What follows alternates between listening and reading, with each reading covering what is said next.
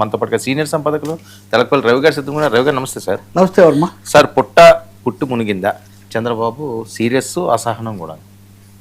ఈ పుట్ట మహేష్ ఏలూరు ఎంపీ ఈ డ్రగ్స్ దీంట్లో ఏదైనా పట్టుబడ్డారో దాని మీద చంద్రబాబు నాయుడు కూడా ఆగ్రహ దగ్గరయ్యారు నిన్న అని చెప్పి వాళ్ళతో మాట్లాడిన దాంట్లో చాలా స్పష్టంగా అన్నిట్లో వస్తుంది. అంటే ఏదో ఒక విధంగా అంతకుముందు కొంతమందిని కాపాడారు, లేకపోతే నోటీసులు ఇచ్చి సరిపెట్టారు, అలా అవుతుందని అనుకున్నారు, కానీ అలా కాలేదు. పైగా అసలు మీరందరూ ఏదో కాస్త ఉత్సాహవంతులు వనరులు ఉన్న వాళ్ళని పిలిచి మీకు అవకాశం ఇస్తే మీరు ఈ విధంగా మొత్తం కూడా చెడగొట్టేయటం ఏంటి అనే పద్ధతిలో ఆయన చాలా ఆగ్రహానికి గురయ్యారు. కొంతమందిని ఇలాంటి వాళ్ళని సిఫార్సులు చేసేవాళ్ళు వీటి మీద కూడా ఆయన చాలా చేసి వెంటనే ఏదో ఒక చర్య తీసుకోకపోతే అసలు ఒక సంకేతం పంపించాలి. ఎవరు ఏం చేసినా కానీ దాన్ని ఏదో వాళ్ళేమో తప్పు చేసేది వాళ్ళు, ముప్పై ఏమో పార్టీకి కూటమికి అనే పరిస్థితి మనం ఎందుకు భరించాలి, దీని మీద మీరు చాలా తీవ్రంగా తీసుకోండి అని చెప్పి ఆయన స్థానికంగా ఐ థింక్ చిత్తూరు జిల్లా వాళ్ళతో మాట్లాడేటప్పుడు ఇవన్నీ కూడా చెప్పారని తెలుస్తుంది. రెండవదేమో దీంతోపాటు తెలుగుదేశం అంతర్గత సమీకరణాలు, సామాజిక సమీకరణాలు ఇలాంటివి కూడా కొంచెం చర్చకు వస్తున్నాయి. తెలంగాణలో ఉన్న కొంతమంది నేతలతో ఉన్న సంబంధాలు. ఇంకోటి నిన్న నేను ఒకటి చెప్పా కూడా, దీని వెనక ఏదో కుట్ర కోణం ఉన్నట్టుగా ఉంది అంటున్నారు అని ఆంధ్రప్రదేశ్ రాష్ట్ర అధ్యక్షుడు పల్లా శ్రీనివాస్ కొన్ని సన్నాయి నొక్కులు నొక్కారు. అసలు అంతా గగ్గోలు పెడుతుంటే దాని మీద ఒక సిట్ వేశారు. సిట్టుకు 3 నెలల్లో మీరు తేల్చి ఇమ్మన్నారు. అది కూడా కాకుండా ఈయన డీ అడిక్షన్ సెంటర్కి వెళ్ళడం, సలహా తీసుకోను, ఇవన్నీ కూడా చెప్పడం చాలా స్పష్టంగా మాకు ఆధారాలు దొరికాయని పోలీసులు చెప్తుంటే చట్టపరంగా ఏదో బయటపడదామనే ఆశతో ఆయన దాన్ని ధిక్కరించడం కూడా ఒక విధంగా పార్టీని ఇరకట్టంలోకి పెట్టింది. అసలు ఈ కాంబినేషన్స్ ఏంటి?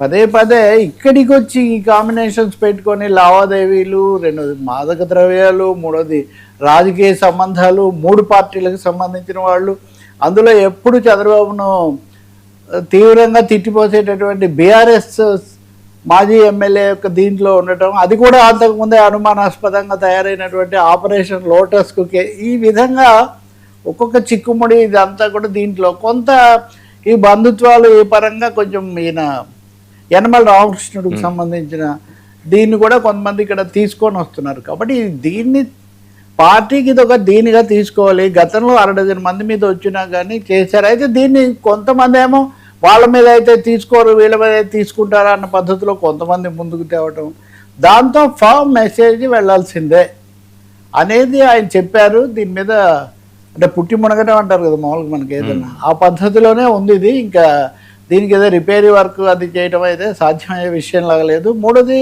వైసీపీ వాళ్ళు దీని మీద ఒక పెద్ద మేజర్ పాయింట్గా తీసుకొని దీని మీద కాంట్రవర్సీ పెంచి దీని ద్వారా కూటమి యొక్క మొత్తం ప్రతిష్ట మీద వాళ్ళు టార్గెట్ చేస్తున్నప్పుడు ఒకరిని కాపాడడం కోసం దీన్ని చేయకూడదు అన్న పద్ధతిలో, అంటే ఇప్పటికిప్పుడు ఏదో అనర్హత ప్రకటించడం వల్ల వీళ్ళు ఏదో వెళ్ళి స్పీకర్కి ఇవ్వడం చేస్తారని కాదు, చాలా ఖచ్చితంగా విడగొట్టుకోవాలి.